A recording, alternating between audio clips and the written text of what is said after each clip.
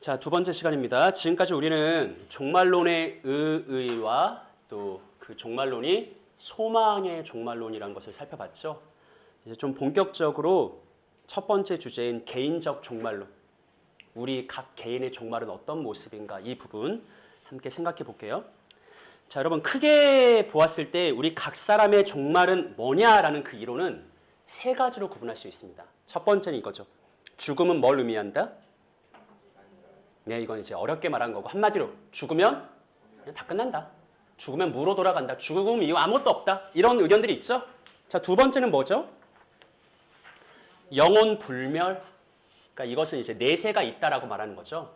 죽으면 육체는 다 썩어서 없어지겠지만 영혼은 불멸한다. 그래서 내세로 간다. 그래서 뭐 거기가 어디냐? 이건 나중 문제고 그냥 전체 죽고 나서 영혼은 어딘가로 가서 또 거기서 어떻게 뭔가를 한다. 이게 두 번째 관점이고, 세 번째는요. 이게 두 번째와 비슷하지만 좀 다른 건데, 영혼은 불멸하지만 어떤 내세로 막 가고 이런 게 아니라 사실상 영원한 세계가 이어진다. 이거 보통 우리가 뭐라고 말합니까? 윤회. 그러니까 세계, 영원한 세계 순환, 영원한 세계 영겁, 이게 이어진다라는 좀 이 세 가지 사상이 아마 있을 건데, 우리는 어떤 입장일까요? 우리는 두 번째 입장일까? 그렇지 않죠. 우리는 이 세 가지 중 어디도 아니에요. 그러니까 요 세 가지의 하나 맹점이 뭔지를 우리가 알고 있어야 되는 거죠. 뭐와 뭐가 다른가? 이 세 가지 관점과. 자, 첫 번째.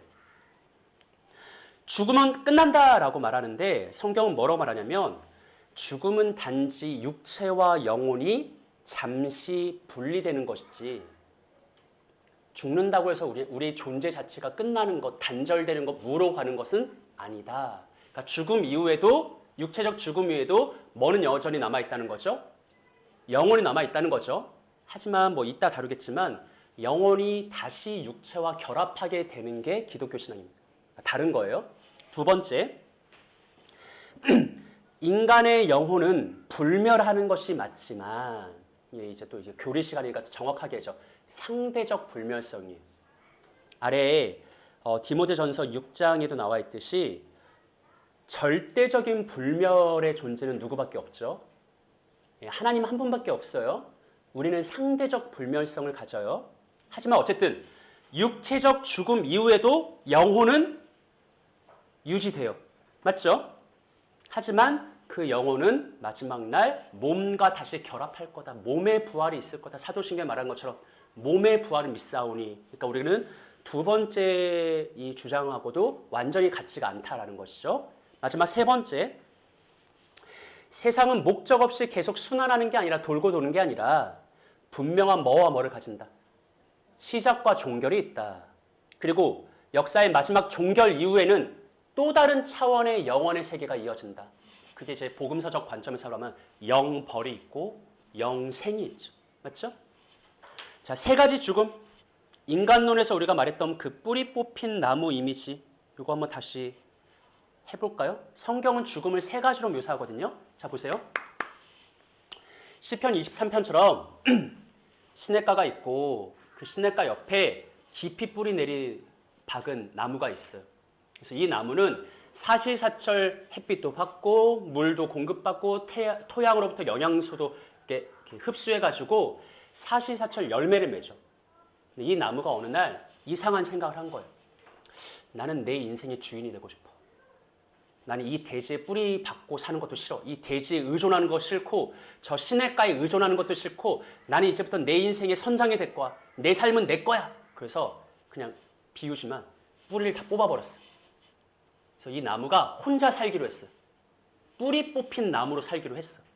이게 이제 성경이 말하는 어떤 우리의 타락에 대한 그림이거든요. 자, 그럼 여기서 생각해 보자고요. 나무가 자기 생명을 지탱하던 대지로부터 뿌리를 뽑은 순간, 단절된 순간 바로 죽어요? 아니면 바로 죽지 않아요? 바로 죽지 않아요. 그럼 나무는 그 다음부터 어떻게 돼요? 자기 안에 남아있는, 뿌리에 남아있고 줄기에 남아있고 잎사귀에 남아있는 에너지를 소모하면서 살아가요. 사실상 정확하게 말하면 죽어가는 거지. 그래서 그 에너지를 다 소모하면 어떻게 돼요? 말라 삐뚤어져요. 그게 바로 그의 죽음이잖아요. 이걸 아담의 경우로 생각해 볼까요? 아담은 너는 선악과를 먹지 말아라. 선악과를 먹으면 반드시 죽는다라고 말씀하셨는데 선악과를 먹자마자 아담이 죽어요, 안 죽어요? 안 죽어요. 근데 선악과를 먹자마자 하나님이 집행하신 첫 번째는 뭐냐면 하나님의 임재로부터 추방해요. 에덴 동산에서 쫓아내요. 이게 앞선 이미지로 말하면 나무가 대지로부터 스스로 뿌리를 뽑는 거예요. 근데 그리고 나서 죽어요, 안 죽어요? 안 죽어요. 아담이 선악과를 먹고 에덴 동산에서 쫓겨나자마자 죽었어요, 안 죽었어요? 안 죽어요. 얼마를 살아요? 900년을 넘게 살아요. 900년 동안 아담은 살아요. 하지만 900년을 살고 자기의 모든 것을 다 소진한 다음에 죽죠. 성경에 말하는 죽음은 첫 번째, 에덴 동산에서 쫓겨나는 것, 하나님으로부터 단절되는 것, 대지로부터 뿌리가 뽑혀 나가는 것, 이게 첫 번째 죽음이다. 영적 죽음. 하지만 영적 죽음이 곧 육체적 죽음을 의미하진 않죠. 영적 단절이 있은 다음에 아담은 900년을 살다가 죽어요. 그게 육체적 죽음이에요. 그럼 다시 그 이미지로 돌아올게요. 그러면 대지에서 뿌리 뽑힌 나무가 지 혼자 막 살다가 결국엔 다 죽었어요. 말라 삐뚤어졌어. 그럼 주인이 와서 어떻게 할까요?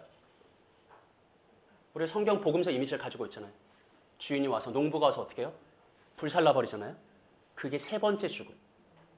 그걸 성경적 용어로 하면 영원한 죽음 혹은 둘째 사망. 최후의 심판으로 떨어지는 것. 이게 성경에 말하는 인간의 세 가지 죽음이거든요. 그리고 그 영원한 죽음 이후에는 영생으로 가든지, 아니죠.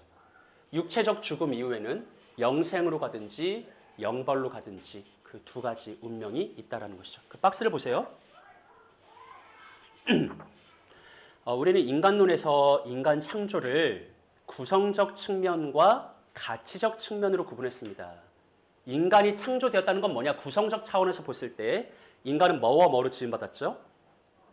육체와 영혼으로, 그러니까 구성적으로 말하면 인간은 영혼과 육체로 지음받았다. 가치적으로 말하면 야, 인간이 얼마나 가치 있는 존재로 지음받았어? 그럼 그때 우리는 뭘 말하죠? 하나님의 형상이다. 기억나시죠? 그런데 구성적 측면에서 영혼과 육체로 구성됐다라고 말하는 것은 2분설인데 3분설을 주장하는 사람도 있어요.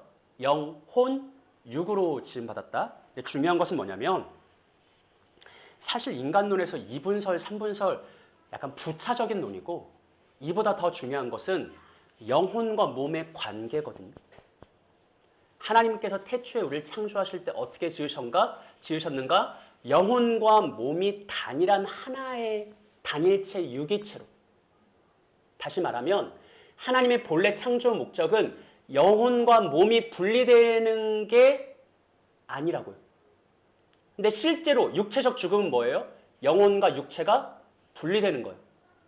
무슨 의미냐면 본래 하나님의 창조의 의도와 어긋나는 거예요. 본래 하나님이 계획하신 게 아니에요. 성경에서 죽음은 언제나 신학적입니다.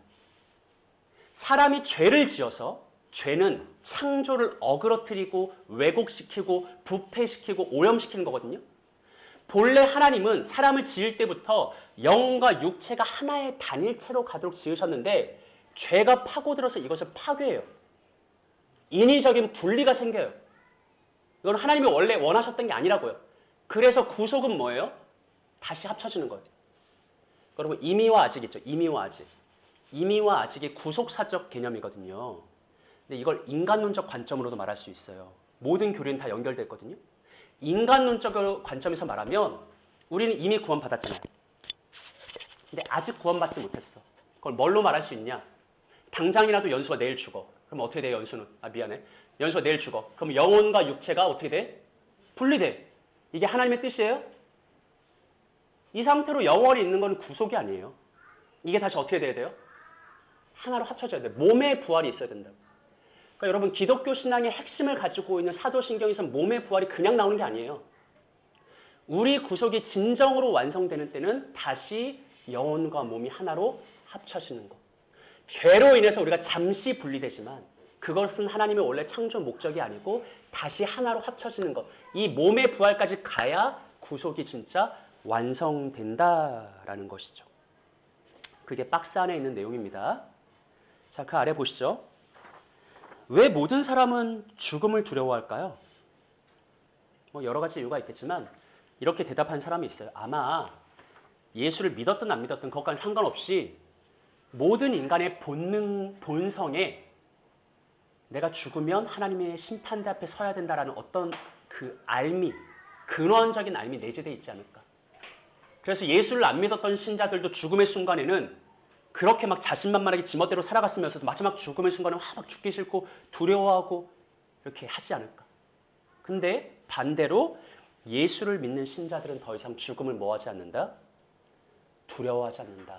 왜냐하면 우리의 믿음에는 어떤 게 포함됐냐면 마지막 날에 있어야 될 최후의 심판, 그때 나는 하나님의 심판대 앞에 서서 내 모든 죄에 대한 형벌을 받아야 되는데 예수께서 먼저 이 땅에 오셔서 그 최후 형벌, 내가 받아야 될 하나님의 심판을 자기 몸에 먼저 다 받아서 마지막 날에 예수 믿는 자는 그 형벌을 받을 게 남아있지 않다.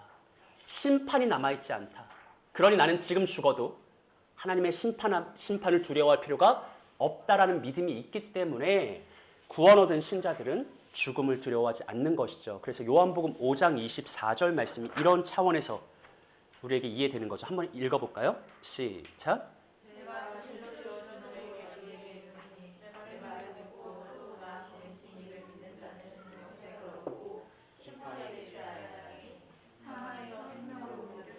아멘. 예수님이 분명히 말씀하시죠. 뭐에 이르지 않는다? 심판에 이르지 않는다. 왜? 그것을 내가 십자가에서 이미 다 받았다. 더 이상 너에게 심판이 있지 않다. 그래서 바울이 빌립보서 1장 20절과 21절에서는 또 이렇게 고백했죠. 합독할까요? 시작.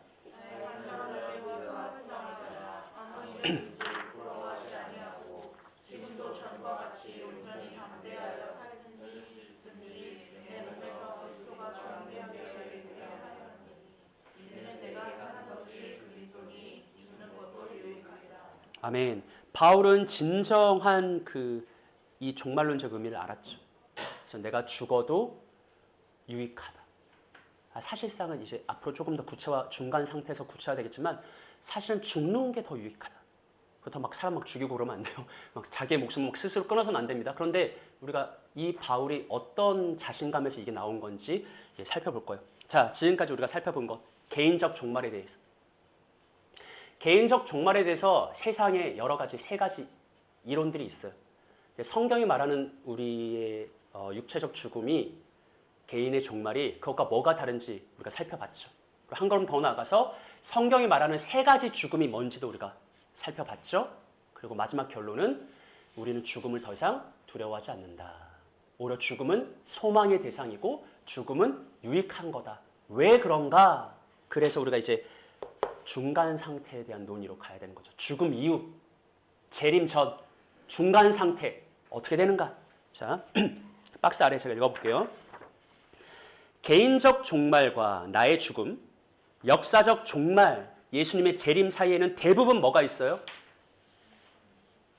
이해되시죠? 그러니까 우리가 살아생전에 예수님이 오시면 중간 상태가 있을까요? 없을까요? 없어요. 그런데 인류의 대부분의 경우 죽고 시간이 지난 다음에 예수님이 오시죠. 그러니까 인류의 거의 모든 사람들은 다 뭐를 겪냐면 중간 상태를 겪는다. 그러니까 이 중간 상태에 대해서 궁금해 하겠죠.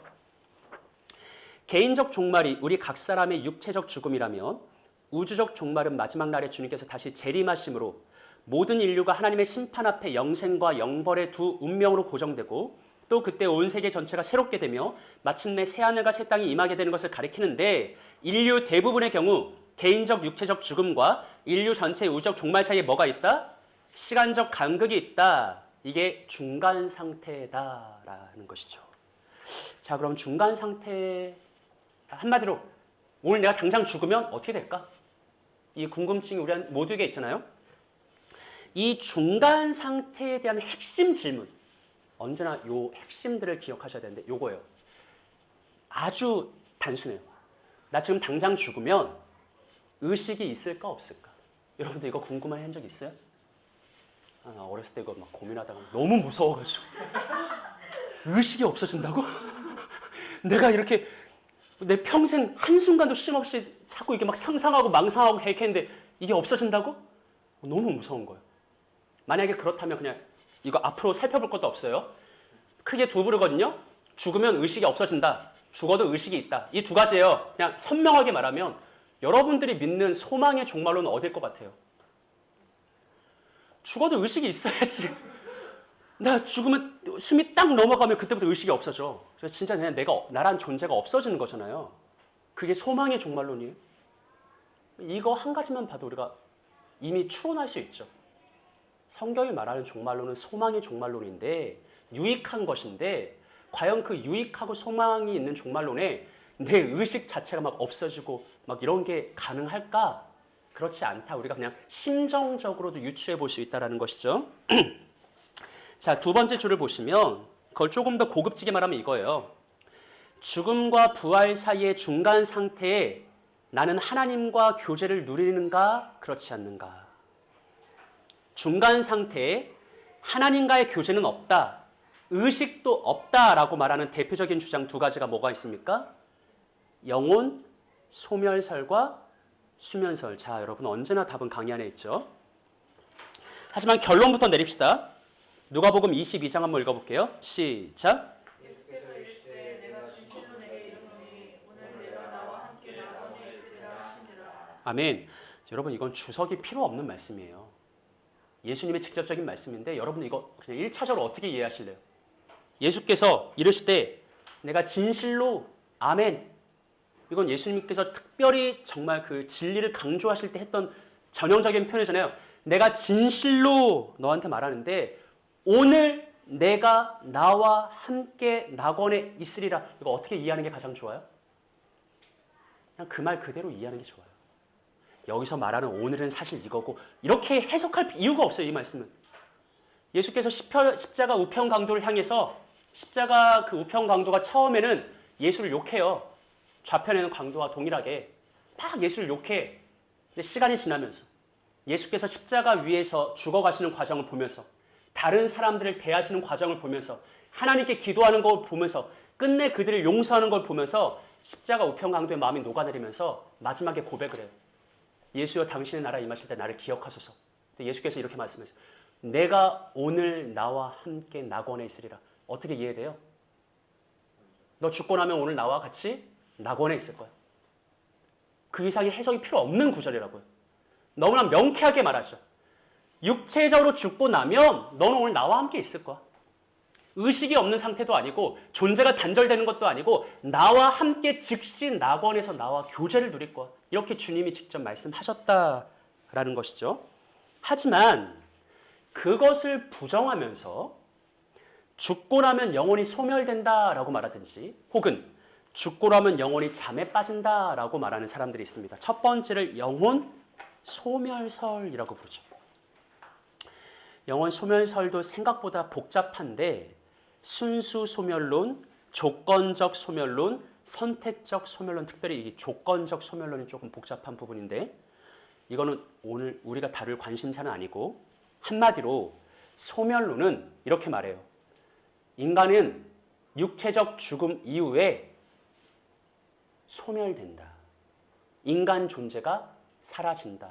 저도 이거 잘 몰랐는데 이 책을 보니까 여호와의 증인과 제7일 안식일교가 이 소멸론의 입장에 서 있다라고 하더라고요. 근데 여러분 이 소멸론을 우리가 이제 뭐 반박을 하겠지만 곤혹스러운 면이 있어요. 우리를 당황스럽게 하는 게 있어요.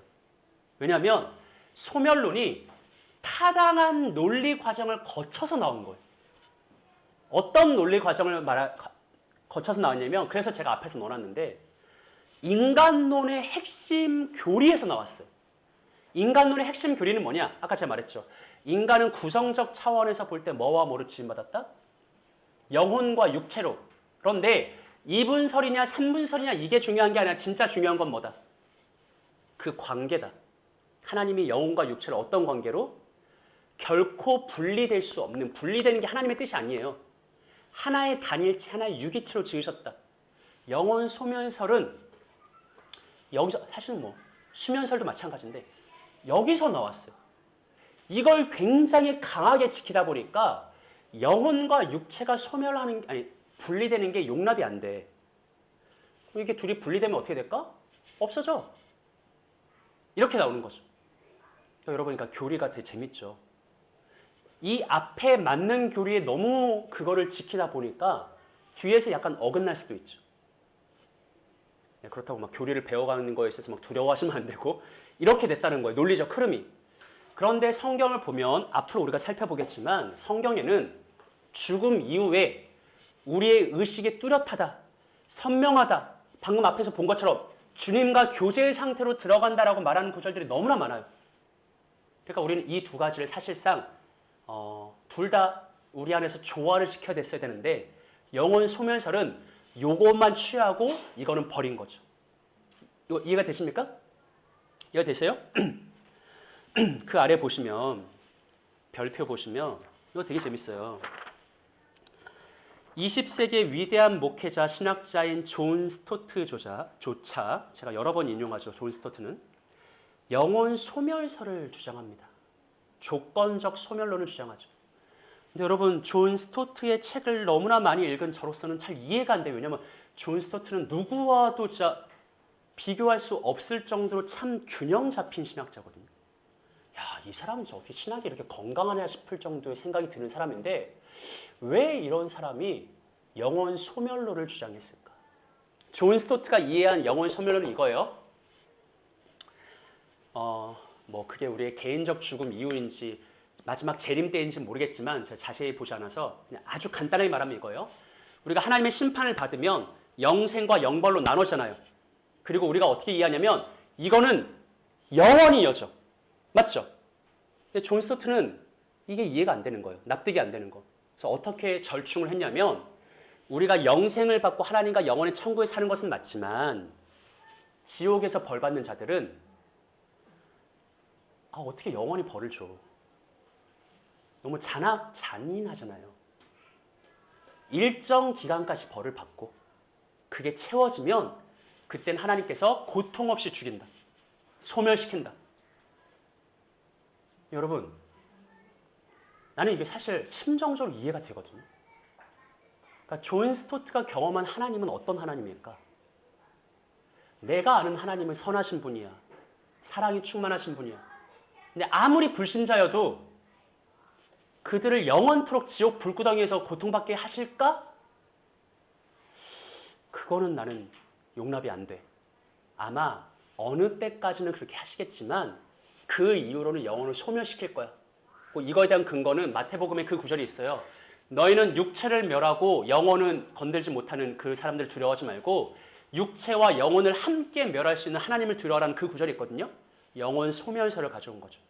솔직히 저는 여기에 매력적이야. 진짜로.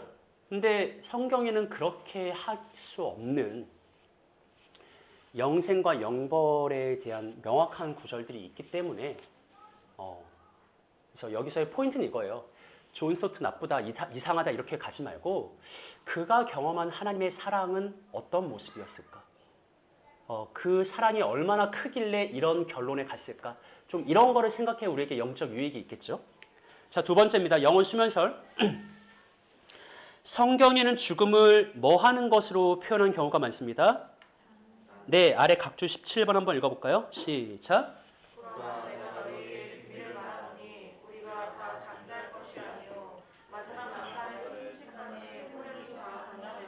네, 여러분 성경에는 죽음을 잠잔다. 우리도 그런 말 많이 쓰잖아요. 고인이 잠드셨습니다라고 한다든지. 맞죠? 이런 표현이 많습니다. 그래서 일부 신학자들은 육체적 죽음을 겪으면 영혼과 육체가 분리되잖아요. 그럼 영혼은 그때 뭐하나? 잔다. 이 잠은 순간이겠죠. 우리가 밤에 잠에 들면 실제로 막 8시간, 막 9시간 잤어도 정말 찰나의 시간이 지나고 아침에 눈을 딱 뜨는 것처럼 그렇다. 우리는 예수 믿는 신자들은 죽음의 순간 즉시 저 이번 주에 수면 내시경 했는데 정말 순식간이에요. 이렇게 의사가 눈 뜨고 계세요. 눈 감으면 마치 된 걸로 알게요. 그래서 눈 뜨고 이렇게 부릅뜨고 있었는데 일어나 보니까 정말 순간 일어나 보니까 다 끝났대요. 그런 거래. 그럴듯하죠. 이 정도는 우리가 받아들일 수 있잖아요. 우리가 죽지만 그건 진짜 찰나의 시간이고 수천 년이 후딱 지나간 다음에 주님이 바로 오실 거예요. 그러니까 우리가 죽음의 순간 의식할 여유조차 없이 잠에 들을 거고 눈 뜨자마자 주님의 영광스러운 재림을 볼 거다. 아주 그럴듯한 주장이죠. 그런데 성경에 말하는 죽음은 그런 게 아니고 사실상 성경에서 죽음을 잠잔다라고 말하는 것은 완곡어법이에요. 그러면 중요한 것은 이거예요. 왜 완곡어법을 쓸까? 왜 성경은 오해의 요지가 있는 잠들었다라는 표현을 쓸까? 왜 그럴까요? 거기엔 거기만의 강조점이 있는 거거든요. 성경에서 죽음을 잠잔다라고 표현할 때는 어떤 강조점이 있냐면 안식과 평안의 강조점이 있어요. 이 땅에서 우리가 고통스럽게 살아가요. 여러분, 그건 현실이죠. 신자라고 해서 고통이 없지 않아요. 오히려 더 큰 고난이 있을 수도 있죠. 이 땅의 삶은 힘겨워요, 힘들어요, 지쳐요, 고통스럽고 고난이 가득해요. 근데 죽음은 뭐냐? 안식이다. 평안을 누린다. 이런 차원의 강조점이 잠잔다라는 거죠. 그렇죠? 근데 말 그대로 우리가 그거는 이제 완곡어법일 뿐인데 어떤 강조점을 전하기 위한 완곡어법일 뿐인데 그것을 정말 문자적 그대로 죽음은 잠잔다라고 말하는 것은 곤란하다라는 것이죠. 자, 그러면 이제 마지막으로 성경이 말하는 진짜 중간 상태는 뭐냐? 영혼 소멸설도 뭔가 합당하지 않고 영혼 수면설도 불충분하다면 진짜 성경이 말하는 중간 상태는 뭐냐? 요거. 자, 첫 번째 전제입니다. 먼저는 성경이 중간 상태 자체에 대해 뭐 하지 않는다? 거의 말하지 않는다. 내적 증거가 좀 부족해요. 요거는 우리가 인정해야 돼요. 성경이 중간 상태에 대해서 여러 군데서 말하지 않는다고요. 그리고 그래서 베르카우어는 신약이 중간 상태에 대해 우리에게 말하는 것은 뭐에 불과하다? 귓속말에 불과하다. 그러니까 좀 이게 선명한 논의는 아니라는 거. 요거는 우리가 좀 전제하고 시작해야 돼요. 하지만 그럼에도 불구하고 성경은 신자들이 중간 상태에 있을 때 의식이 있는 상태로 주님과 교제를 누린다라는 것을 말하고 그 가로 안에 제가 이렇게 써놨죠.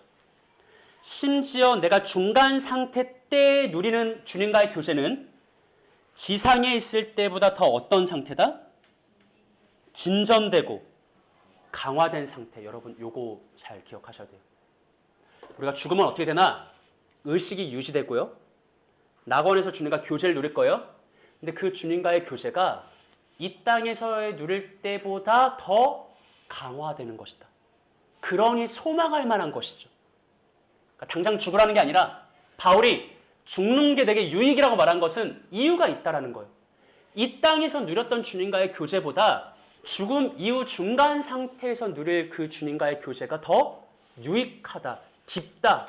하지만 동시에 그것은 잠정적인 거예요. 왜 잠정적이냐? 아직 완성은 아니기에. 진정한 주님과의 교제가 완성되는 때는 언제예요? 재림 때죠. 그러니까 중간 상태는 지상 때보다는 좋아. 하지만 재림 때보다는 못해. 지상과 비교하면 진전된 거지만 재림과 비교하면 뭐라고 했지 아까? 잠정적이고 불완전한 거예요. 이 중간 상태, 요 두 가지를 기억하시면 됩니다. 하이델베르크 교리문답 57문 한번 읽어볼까요? 네, 시작.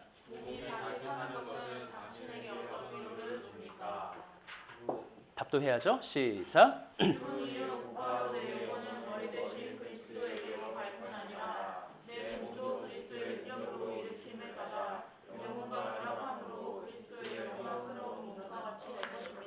네, 자 아래 보세요. 자, 성경이 말하는 중간 상태는 뭐냐? 구약에도 여러 암시 구절들이 있지만 더 분명한 신약의 증거들을 살펴보겠습니다. 첫 번째, 누가복음 16장에 부자와 나사로 비유가 있는데, 여러분 물론 비유예요. 하지만 주님이 직접 말씀하신 비유죠. 주님이 뭐라고 말씀하시냐면 부자와 나사로는 죽음 이후에 각각 어디로 가죠? 부자는 음부로 내려가고 나사로는 아브라함의 품이라고만 나오는데 그게 아마 낙원이지 않을까라고 생각을 해요. 둘이 즉시 음부와 낙원으로 갈라져요. 그리고 그 둘 사이엔 결코 건널 수 없는 간격이 있어요. 그 다음이 주목할 만한 거예요. 부자가 아브라함에게 말을 걸어요. 아, 나 너무 힘들다. 죽을 것 같다. 나사로를 통해서 손가락에 물 한 방울 찍어서 내 혀에 좀 이렇게 대달라고. 난 너무 힘들다고. 그리고 하나만 더 부탁하자. 나사로를 잠시 지상에 돌아가게 해서 내 형제들에게 빨리 예수 믿으라고 복음 전해달라고. 뭘 전제하죠? 두 가지가 전제되어 있다고요. 엄밀히 말하면 세 가지지. 첫째, 죽음 이후에 음부와 낙원으로 이동한다. 둘째, 음부와 낙원에서도 의식이 또렷하게 유지된다. 셋째, 나사로는 지금 뭐하고 있어요? 아브라함의 품 안에 있죠. 주님과의 교제가 있다. 암시하고 있죠, 성경이. 자, 그 다음 아까 살폈던 예수님과 십자가 우편강도의 대화, 이건 스킵하고요. 세 번째, 요한계시록 7장에서 사도 요한이 하늘을 환상 속에서 하늘에 있는 성도들을 바라보거든요. 그들이 누구냐면 예수 믿고 죽어서 지금 중간 상태로 하늘에 있는 성도들이에요. 그들을 보는데 문맥 속에서 그들을 보는데 요한은 뭘 보았냐면 밤낮으로 그들이 하나님을 섬기고 찬양하는 것을 보죠. 이건 뭘 전제해요? 죽음 이후에 하나님과의 의식적인 교제가 이루어진다라는 것을 암시하죠. 자, 고린도 후서 한번 읽어봅시다. 시작. 우리가 항상 담대하여 믿고 있을 때에는 주와 따로 있는 줄 아니 이는 우리가 이름으로 행한다고 보는 것으로 행하지 아니하노라. 우리가 담대하여 원하는 바는 차라리 몸을 떠나 주와 함께 있는 것이라. 그런즉 우리는 몸으로 있든지 떠나든지 주를 기쁘시게 하는 자가 되기를 힘쓰노라. 아멘. 자, 여러분 6절과 7절을 잘 보셔야 돼요. 바울이 이걸 의도적으로 대조하거든요. 6절 하반부를 보시면 몸으로 있을 때는 무슨 말이에요? 살아있을 때는 뭐 하지 않는다? 주님과 같이 있지 않는다. 이거는 이거 약간 이렇게 물론 우리가 이 땅에 있을 때 내 안에 성령이 계시죠. 주님과 함께 하죠. 그런데 7절을 보세요. 8절을 보세요. 우리가 담대하여 원하는 바는 차라리 뭐 하고 싶다? 몸을 떠나 죽고 싶다. 자살하고 싶다는 건 아니에요. 죽음이 좋은 거다라는 거죠. 왜? 죽고 나면 뭐 할 것이니까? 주와 함께 있을 것이다. 여러분 이게 강조점은 뭐냐면 오해하지 말아야 될 게 이 땅에 있을 때는 물론 성령이 우리와 함께 하지만 바울이 뭘 말하냐면 우리가 이 땅을 떠나면 주님과 더 친밀한 교제로 들어가. 그러니까 사실 나는 이 땅을 떠나는 게 더 좋아. 이렇게 말하고 있다는 거죠. 이게 그 의도는 알겠죠? 아래 구절 한 번 더 읽어볼게요. 빌립보서 시작. 이는 사는 것이 그리스도니 죽는 것도 유익하니라. 그러나 만일 육신으로 사는 이것이 내일의 열매일진데 무엇을 택해야 하는지 나는 알지 못하노라. 내가 그 둘 사이에 끼었으니 차라리 세상을 떠나서 그리스도와 함께 있는 것이 훨씬 더 좋은 일이라 그렇게 하고 싶으나. 네, 바울이 마지막에 뭐라고 말해요? 차라리 세상을 떠나 그리스도와 함께 있는 게 훨씬 더 좋다. 앞에 거와 연결지어 생각해 보세요. 이 땅에서도 나는 주님과의 교제를 누렸지만 사실 내가 지금 당장이라도 죽는다면 낙원에서 주님과 더 친밀한 교제를 누린다. 그게 난 너무 소망된다. 그러고 싶다. 이제 뒤에 어떤 내용이 이어지냐면 그렇지만 나는 받은 사명이 있어서 남겨진 교회를 위해서 아직 해야 될 일이 있다. 그래서 나는 내 일을 하고 있다. 하지만 나는 여전히 소망이 있다. 뭐요? 난 사실 마음 같아서는 지금 당장 낙원으로 올라가서 주님과의 교제를 누리고 싶다. 이게 지금 사실 신약이 끊임없이 말하는 종말론이거든요. 우리 죽음 이후의 상태. 그래서 소결론 한번 보세요. 모든 인간들은 죽음 이후 중간 상태로 들어가는데 성경이 말하는 중간 상태는 존재의 단절이나 무의식의 상태가 아닙니다. 오히려 구원 얻은 성도들은 죽음 이후 낙원에서 하나님과의 교제 속에서 잠정적인 복, 재림과 비교했을 때 잠정적인 복. 하지만 이 땅에 있을 때보다는 더 발전된 복을 누리게 됩니다. 하지만 반대로 예수를 거부한 불신자들은 음부에서 하나님의 진노 아래 일시적인 형벌을 받게 될 것입니다. 그 다음 거. 죽은 신자들은 그리스도 안에서 죽은 자들입니다. 그들은 살았거나 죽었거나 주님의 것입니다. 생명도 죽음도 창조 세계 안에 어떤 것도 그들을 그리스도 예수 안에 있는 하나님의 사랑에서 분리시킬 수 없습니다. 그러니 죽음은 두려운 것이 아닙니다. 잠깐 쉬었다가